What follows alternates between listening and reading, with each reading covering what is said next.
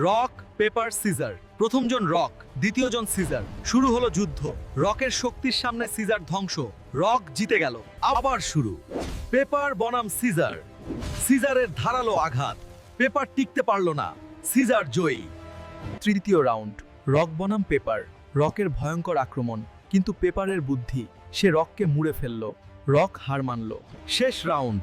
দুজনেই রক। দানব বনাম দানব। ভয়ঙ্কর সংঘর্ষ। কেউ হারল না। সময় শেষ। Match draw.